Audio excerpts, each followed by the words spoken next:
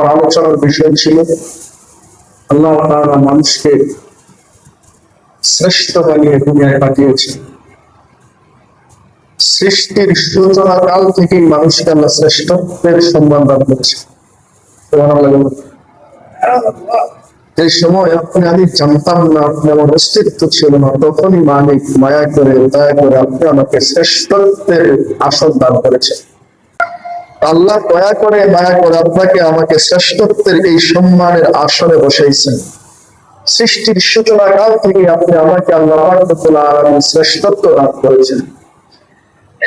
এখন যে ব্যক্তি এই শ্রেষ্ঠত্বকে ধরে রাখতে না পারবে, এই শ্রেষ্ঠত্বের আসনটাকে সে ঠিক রাখতে না পারবে, আল্লাহ ওই ব্যক্তির ব্যাপারে বলেন, ওই ব্যক্তিকে যতটা সম্মান দিয়ে দুনিয়ায় পাঠানো হয়েছিল ঠিক ততটাই অসম্মানিত ভাবে তাকে জাহান্নামে পাঠানো হচ্ছে। আল্লাহ রাব্বুল আলামিন এই মর্মে আয়াতে বলেন, লাকাদ খালাকনাল ইনসানা ফি আহসানি তাকওয়িম সুম্মা রাদাদনাহু আসফালা সাফিলিন। যেমন অনেক সম্মান দিয়ে সুন্দর আকৃতি দিয়ে মানুষকে বানাইছেন,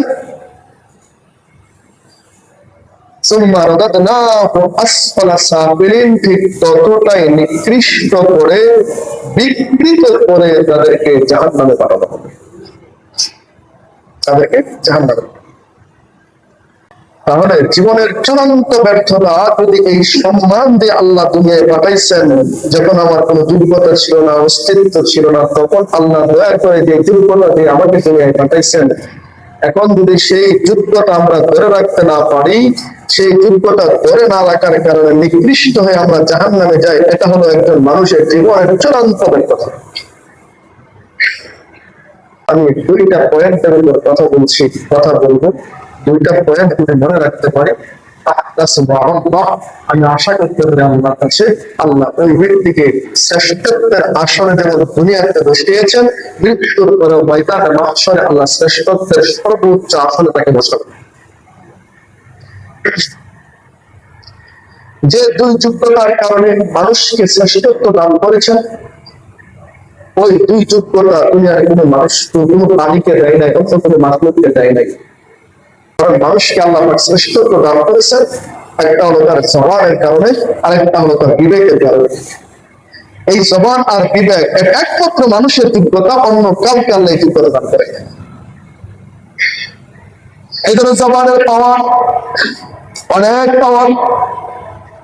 আল্লাহর কোন বান্দা আল্লাহ যেই যোগ্যতার কারণে শ্রেষ্ঠত্ব দান করেছেন, ওই যোগ্যতাকে যদি যথার্থ ব্যবহার না করে, তাহলে একই যোগ্যতার কারণে আল্লাহর ওই বান্দা জান্নাতে যাবে। জবানের কারণে আল্লাহ আমাদেরকে শ্রেষ্ঠ বানাইছেন। জবান দিয়ে কালেমা পড়ছে, মানুষটা মুমিন হয়ে গেছে, জবানের পাওয়া। জবান দিয়ে কুফরি করছে, মানুষটা কাফের হয়ে গেছে, জবানের পাওয়া।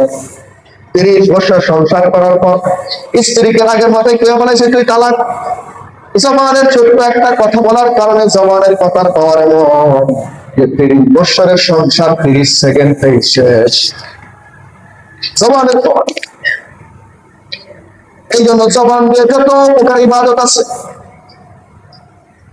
যে ব্যক্তি তার জবানকে এই ইবাদতে কাটায়, কালেমায় কাটায়, কোরআন তেলাওয়াতে কাটায়, মানুষকে ওয়াজ নসিহতে কাটায়, জবানকে যথার্থ ব্যবহার করে, তার জবানকে এক ব্যক্তি জবানকে সঠিকভাবে ব্যবহার কারণে জবানের কারণে ইমানদার হয়েছে, জবানের কারণে আমলদার হয়েছে।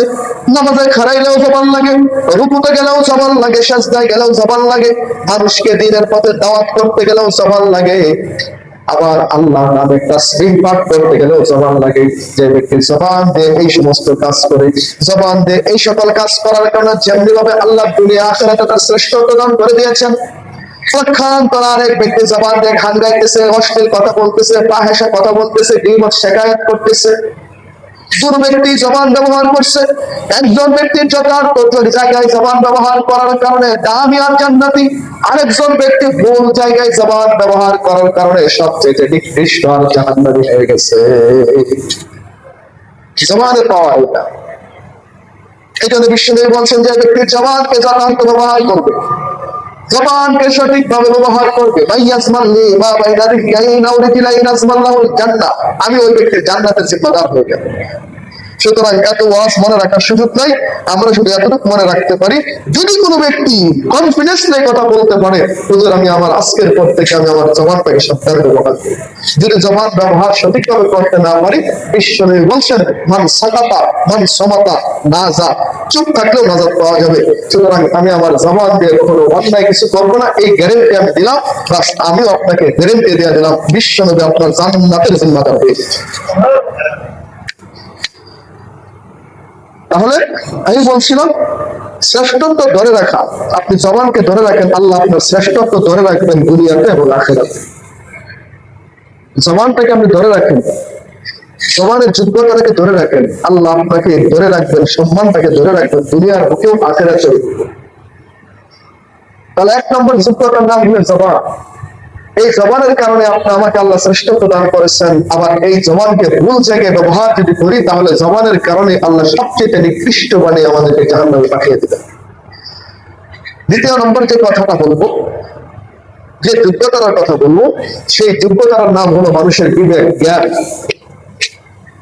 জ্ঞানের কারণে আল্লাহ পাক মানুষকে শ্রেষ্ঠত্ব দান করেছেন। وإذ قال ربك للملائكة إني جاعل في الأرض خليفة قالوا أتجعل فيها من يفسد فيها ويسفك الدماء ونحن نسبح بحمدك ونقدس لك قال إني أعلم ما لا تعلمون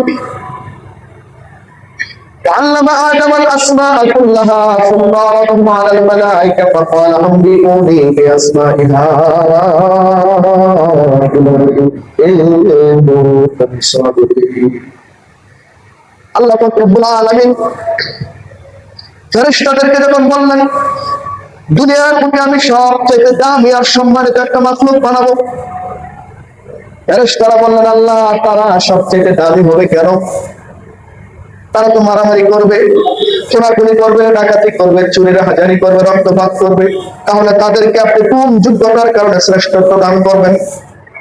আল্লাহ পাক রব্বুল আলামিন ফেরেশতাদের কথার কোনো জবাব দেন নাই, সরাসরি প্র্যাকটিক্যাল দেখাইছেন।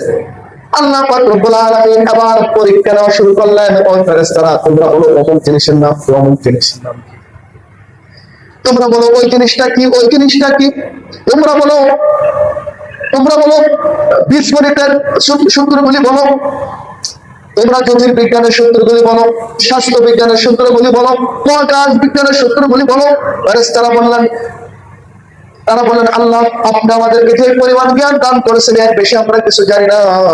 আল্লাহ রব্বুল আলামিন আবার আদমকে বললেন ক্বালা ইয়া আদম আনবিহুম বিআসমাইহিম, ও আদম আসমান জমিনের সূত্রগুলি তুমি বলো, মহাকাশ বিজ্ঞানের সূত্রগুলি বলো, স্বাস্থ্য বিজ্ঞানের সূত্রগুলি বলো, বীজগণিতের সূত্রগুলি বলো, ওই জিনিসটার নাম বলো, ওই জিনিসটার নাম বলো, ওই জিনিসটার নাম বলো। ফালাম্মা আদামা আনবিহুম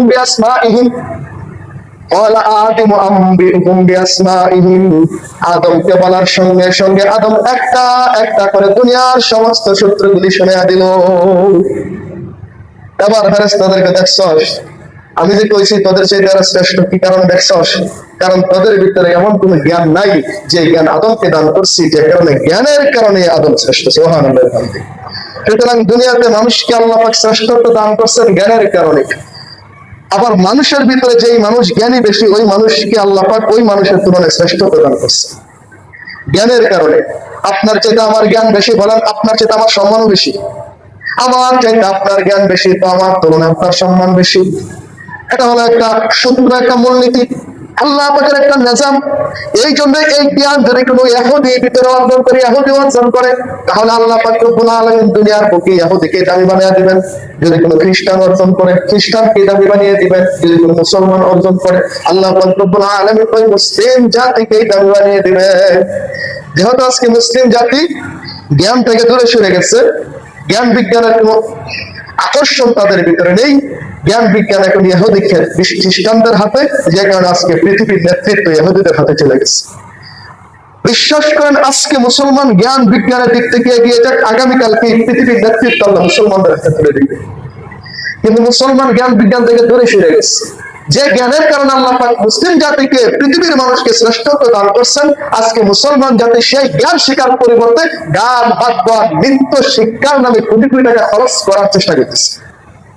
গতকাল কেন নিউজ দেখলাম, আজকে প্রাইমারি লেভেলের ছেলে পেলেদেরকে আপনি ক্লাস 5 এ বৃত্তি পরীক্ষা দিয়ে সেকে টাক দিয়ে তুষার 5টা ইংরেজি ওয়ার্ড জিজ্ঞেস করেন, সে বলতে পারবে না। হ্যাঁ, তুষার তো আসলে বড় জিনিস, কিন্তু ম্যাক্সিমামের ক্ষেত্রে কথা বলছি। ম্যাক্সিমাম বলতে 90% স্টুডেন্টকে জিজ্ঞেস করে দেখেন, আপনার 2 লাখ একটা ইংরেজি রিডিং দেন, বলতে পারবে না। তাকে 1 মিনিট ইংরেজি স্পোকিং করেন, সে বলতে পারবে না। ইভেন তাকে যদি আপনি বাংলা 39টা 49টা ব্যঞ্জন বর্ণ যদি আপনি তাকে লিখতে বলেন, আমি নিশ্চিত করে বলতে পারি ম্যাক্সিমাম ছাত্রই ওই ব্যঞ্জনগুলি সব বলতে পারবে না, লিখতে পারবে না। অথচ ক্লাস 5 বছর পরে ফেলাইছে, 7 বছর পরে ফেলাইছে। অথচ অন্যান্য দেশে, আমাদের চীন বলেন, অন্যান্য দেশে ক্লাস প্রাইমারি লেভেলে এক একটা স্টুডেন্ট এক একটা বিজ্ঞান হয়ে যায়, তাদের প্র্যাকটিক্যাল কাজের মাধ্যমে বিভিন্ন জিনিসের শিক্ষা তাদেরকে দেওয়া হয়। কিন্তু আমার দেশের সোলাপানদেরকে শিক্ষা তো দূরের কথা, শিক্ষার নামতে খবর নাই, এটার নামতে খবর নাই, যোগ্যতার নামতে খবর নাই। তারা নাচ শিখবে, গান শিখবে, বাদ্য শিখবে, এইগুলি নিয়ে কিছু আহত মাথার মাথার সংসদে বসে মাতামাতি করবে।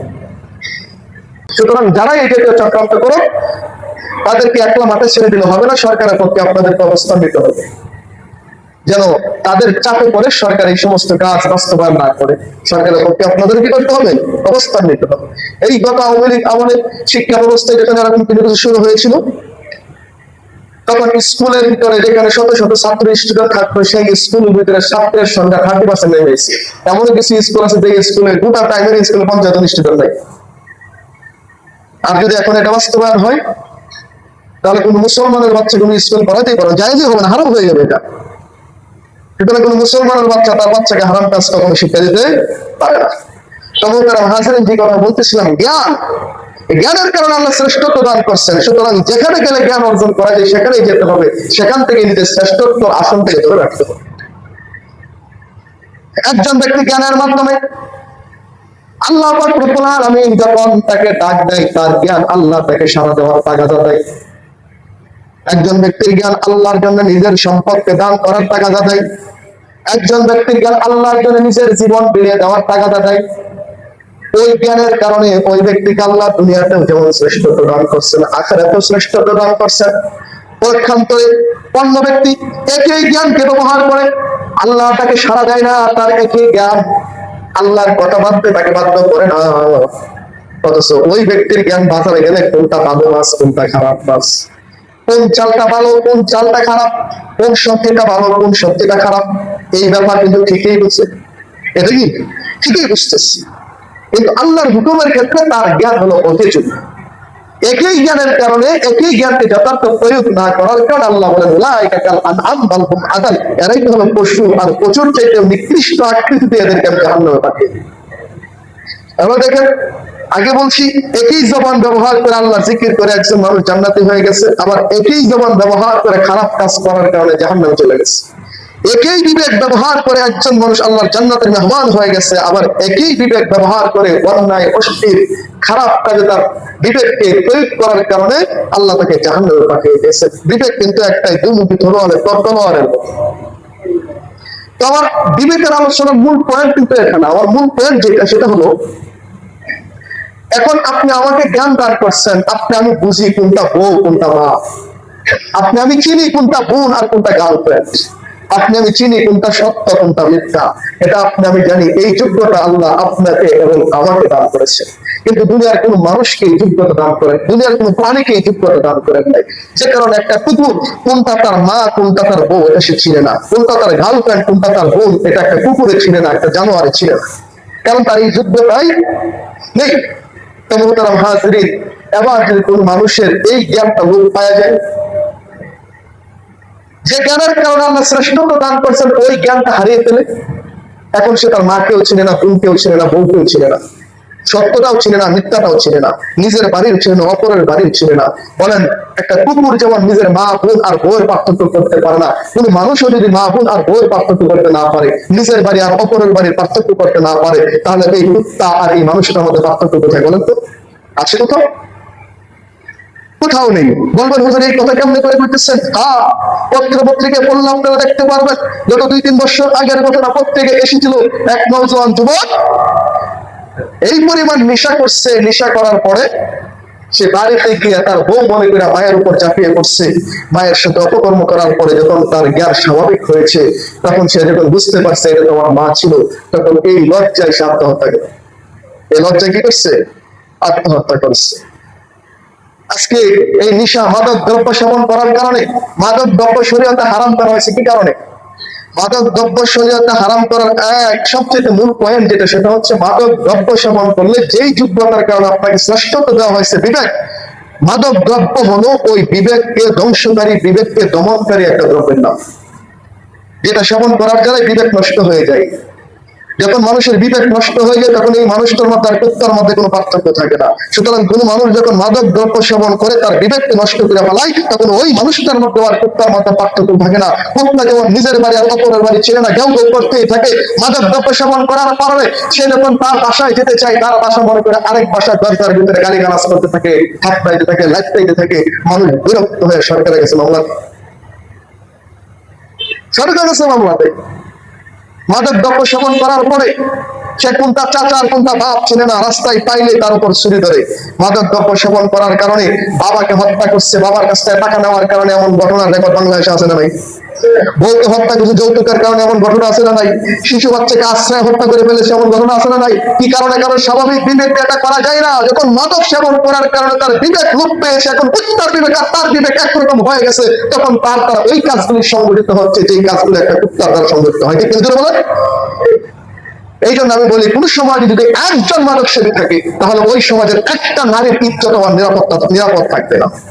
কোন সমাজে যদি একজন মাদক সেবী থাকে, ওই সমাজের কোন একটা সম্পদশালীর সম্পদ আর নিরাপদ থাকবে না। এখন যদি সমাজের প্রত্যেকটা ঘরে ঘরে এই মাদক সেবী জন্মে যায়, বলেন সমাজের অবস্থা কি হবে? সমাজের অবস্থা কি হবে? যদি গোটা দেশের প্রতিটা অঞ্চলে অঞ্চলে মাদক ছড়িয়ে যায়, তাহলে ওই সমাজের অবস্থা কি হবে? ওই সমাজের মানুষ তো আর মানুষ থাকবে না, ওই সমাজের মানুষ তো জানোয়ারে পরিণত হয়ে যাবে। সমাজের মানুষ জানোয়ারে পরিণত হয়ে যাবে। যে বিবেকের কারণে আল্লাহ দুনিয়াতে আপনি আমাকে এই শ্রেষ্ঠত্বের মহা আসন পান করেছেন। আজকে হাজারো যুবক, হাজারো স্কুল কলেজের স্টুডেন্ট, আপনি আমার ছেলে, আপনি আমার মেয়ে, যাদেরকে আমরা স্কুল কলেজে দিচ্ছি শিক্ষা অর্জন করে, তারা দামি হওয়ার জন্য, শ্রেষ্ঠ হওয়ার জন্য, তারা অসৎ সঙ্গ, অসৎ সঙ্গের খপ্পরে পড়ে মাদকে আসক্ত হয়ে তারা দুনিয়ার বুকেও তারা নিজেদের অবস্থান হারিয়ে ফেলতেছে। আখেরাতে শাস্তি রয়ে গেছে, আখেরাতে শাস্তি রয়ে গেছে। সুতরাং আপনি আমি যদি মনে করি অমুকের ছেলে মাদক সেবন করে আমার কি সমস্যা, অমুকের মেয়ে মাদক সেবন করে আমার কি সমস্যা, আরে ভাই আপনার সমস্যা মানে ওই যখন মাদক সেবন করবে, তার মাদক সেবন করার প্রভাব একটু পরে আপনার পরিবারে, আপনার মেয়ের উপর পড়বে, আপনার ছেলের উপর পড়বে, আপনার স্ত্রীর উপর পড়বে। সুতরাং সমাজের মাদক সেবন করা, মাদককে সমাজের ভিতরে সর্বপর্যায়ে প্রত্যেক ব্যক্তির জায়গা থেকে মাদককে নিষেধ করতে হবে, মাদককে না করে দিতে হবে, মাদককে থামিয়ে দিতে হবে। যদি আজকে মাদক থামাতে না পারেন, আগামী কয়েক বছর পরে এই সমাজের অবস্থা এমন হবে, গোটা দেশের অবস্থা এমন হবে যে এই সমাজে একজন ভালো মানুষ খুঁজে পাওয়া কঠিন হয়ে যাবে। আজকে স্কুল, কলেজ, ইউনিভার্সিটি গুলিতে মাদকের সয়লাভ চলতেছে। সরকারি লাইসেন্সধারী মাদক নিয়ে তারা প্রকাশ্যে মাদকের ব্যবসা করতেছে। আমাদের ছেলেমেয়েরা তাদের সাথে মিশে মিশে ধ্বংস হয়ে যাচ্ছে, হাজারো মায়ের বুকগুলি খালি হয়ে যাচ্ছে, হাজারো মায়ের স্বপ্নগুলি ধ্বংস হয়ে যাচ্ছে মাদকের কারণে। সুতরাং এখনো যদি আপনি আমি সজাগ না হই, সতর্ক না হই, এখনো যদি আপনি আমার সমাজের ভিতরে মাদকের বিরুদ্ধে প্রতিরোধ গড়ে না তুলি, তাহলে বলেন আর কবে গড়ে তুলবো? আমার সন্তান ধ্বংস হয়ে যাওয়ার পরে, আমার সন্তানটা সে পাগলা গড়ে করতে হওয়ার পরে। সুতরাং এখনো সময় আছে মুহতারাম হাজিরিন। আমি আমার সমাজের যে জায়গা থেকে আজকে জুমার নামাজে একত্রিত হয়েছেন, আমার এই মেসেজ পাচ্ছেন, মাদক সম্পর্কে আমি বিস্তারিত আলোচনা পরে একদিন করবো। আজকে যেহেতু আমি বিবেক নিয়ে কথা বলতেছিলাম, সুতরাং বিবেক ধ্বংসকারী সবচেয়ে বড় হাতিয়ারের নাম হচ্ছে মাদক। যে যেখান থেকে আমার আলোচনা শুনছেন, আপনাদের হাতে পায়ে ধরে আমি এই মেসেজটা আপনাদের কাছে পৌঁছে দিচ্ছি। প্রতিটা মহল্লায় মহল্লায়, প্রতিটা ঘরে ঘরে, প্রতিটা বাড়িতে বাড়িতে মাদকের বিরুদ্ধে প্রতিরোধ গড়ে তুলুন। নয়তো আগামী দিন আপনার সন্তানটা মাদকে আসক্ত হবে, আপনার মেয়েটা মাদকে আসক্ত হবে, আপনার পরিবারের সম্পদ গুলি আর নিরাপদ থাকবে না, আপনার পরিবারের নারীর ইজ্জত আর নিরাপদ থাকবে না। সুতরাং ওই দিন আসার আগেই, ওই দিন দেখার আগে প্রত্যেকের জায়গা থেকে সত্য হাতে সত্যভাবে মাদকের বিরুদ্ধে প্রতিরোধ গড়ে তুলে বলেন, রাজি আছেন কিনা বলেন? প্রত্যেকেই এই দায়িত্ব পালন করতে হবে। এটা শুধু সরকারের কাজ না, বরং সমাজের মানুষ একত্রিত হয়ে মাদকের বিরুদ্ধে প্রতিরোধ করে তুলতে হবে। আর যারা যুবকরা আছো, তোমাদের পায়ে ধরে বলে, যুবক, তোমাকে আল্লাহ দুনিয়ার সর্বশ্রেষ্ঠ যোগ্যতা দিয়ে দুনিয়ায় পাঠাইছেন। তুমি এই সমস্ত জিনিসের সংস্রবে যখন যাও, বিশ্বনবী ছিলেন রহমত, বিশ্বনবী ছিলেন বরকত, বিশ্বনবী অভিশাপ দিয়েছেন, যে ব্যক্তি মাদক সেবন করে, মাদক সরবরাহ করে, মাদক সংরক্ষণ করে, ওই ব্যক্তিকে বিশ্বনবী অভিশাপ দিয়েছেন। যে কারণে যুবকরা যখন মাদক সেবন করা লাগবে না, কোন যুবকের যদি মাদক সেবী কোনো বন্ধু থাকে, কোন যুবক যদি মাদকের গ্লাসটাও করে একবারের জন্য হাত দিয়ে ধরে, আল্লাহর কসম, আল্লাহর জাতের কসম, আল্লাহর ইজ্জতের কসম, মাদককে ধরার কারণে, যেহেতু বিশ্বনবীর অভিশাপ মাদকের সাথে, মাদককে ধরার কারণে ওই যুবকের অন্তত 10 বছরের যৌবন নষ্ট হয়ে যাবে। 10 বছরের যৌবন নষ্ট হয়ে যাবে শুধু মাদকের গ্লাসটা ধরার কারণে। সুতরাং তুমি যদি মাদক সেবন করো, তোমার সবচেয়ে বড় যে তোমার পাওয়ার, তোমার যৌবনের যে শক্তি, এই যৌবনের শক্তি মুহূর্তের ভিতরে পানির মতো গলে যাবে। তোমার যৌবনে কোনো পাওয়ার থাকবে না, যৌবনে কোনো শক্তি থাকবে না, ধ্বংস হয়ে যাবে না। সুতরাং ধ্বংসের পথ থেকে নিজে বাঁচাও, নিজের বন্ধু বান্ধবদেরকে বাঁচাও। যারা এই পথে এগিয়ে যাচ্ছে তাদেরকে তাড়াতাড়ি থামাও, তাহলে তোমার বন্ধু, তোমার ভাই, তোমার প্রতিবেশী সে নিজেকে ধ্বংস করে দিচ্ছে। এটা ধ্বংসের পথ, এটা জাহান্নামের পথ, এটা আগুনের পথ। সুতরাং মনে দরদ নিয়ে আপনাদের কাছে বলছি, আমার যুবকদেরকে বাঁচান। হাজারো মায়ের খালি হয়ে যাচ্ছে মাদকের কারণে, হাজারো মায়ের স্বপ্ন ধ্বংস হয়ে যাচ্ছে। মেহেরবানি করে ওই সকল মাদেরকে বাঁচান, ওই সমস্ত মায়ের স্বপ্নকে বাঁচান, আমার সমাজের যুবকদেরকে বাঁচান, কারণ তাদের উপরেই আগামী দেশের ভবিষ্যৎ নির্ভর করতেছে।